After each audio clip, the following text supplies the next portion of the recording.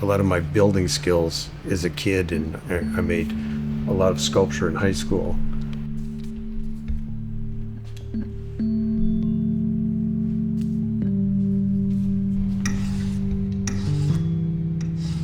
Some of my central skills were that of a sculptor, but I became more intellectually interested in painting, because that was just at the moment where everybody was talking about the death of painting and its lack of utility.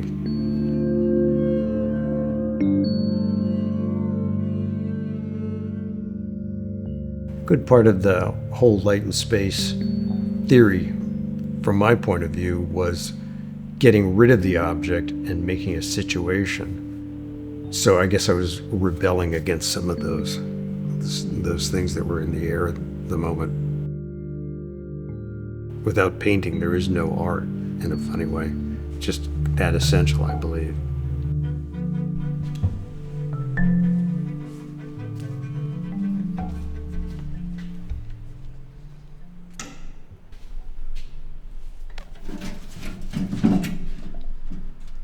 Even as a kid, I was really a good mechanic and interested in the snowblower, which was something that my father and the neighbors had purchased.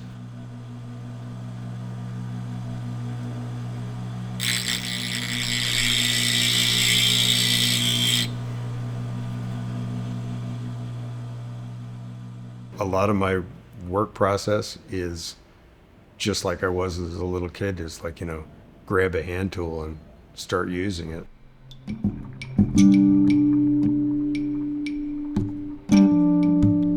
Painting can be daunting in that a blank canvas is like, ooh, how do you start?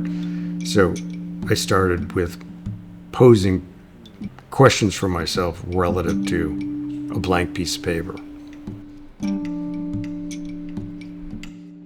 I've often shown with monochrome painters, but my interest in monochrome it's considerably different than I think the other monochrome painters, in that monochrome for me was just a way of avoiding a composition. At the same time, I was taking things out of my paintings that I didn't want to be in it. I was putting in things that were more sculptural, like the surface being distressed or cut in a particular way. I'm very interested in what comes out of one painting that can feed into the next painting, or what comes out of my interest in machinery that somehow gets into the paintings as well.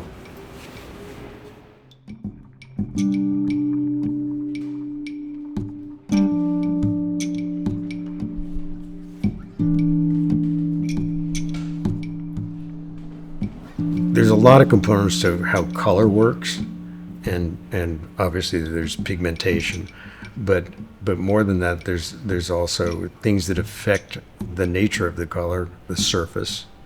Seeing through it is also a big part of that. So transparency or translucence is, pretty much unexplored in painting. This is one of the things that interests me about the silicone, is there's a certain amount of optics going on there. It's not that I have any training in optics, it's just that, rudimentary concepts. Microscopes, telescopes, camera lenses, just fascinated with all of that stuff, The painting I made that's in the Benton, that designed for the stairwell, I knew that a good part of the lighting was going to be coming from above, but it was also coming from the sides.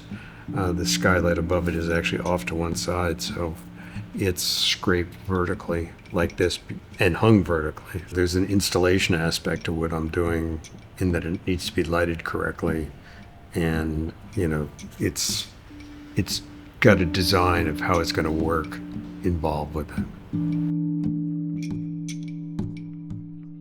I invariably have an image of what the painting looks like, but I'm not sure that the image is right, or in fact making the painting is in fact to see if you can make your thinking about it jive with your experience of it. Well, you almost can never do that. It's funny how it goes off one way or the other again to towards failure or towards success or somewhere just in the middle. So that can just right there, the first looking at a completed piece can generate the next painting.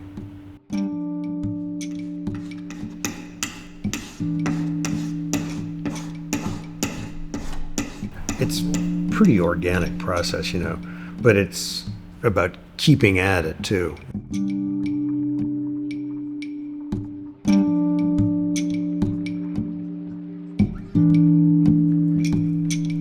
Daddy. Oh, that's a good dog. Look at that.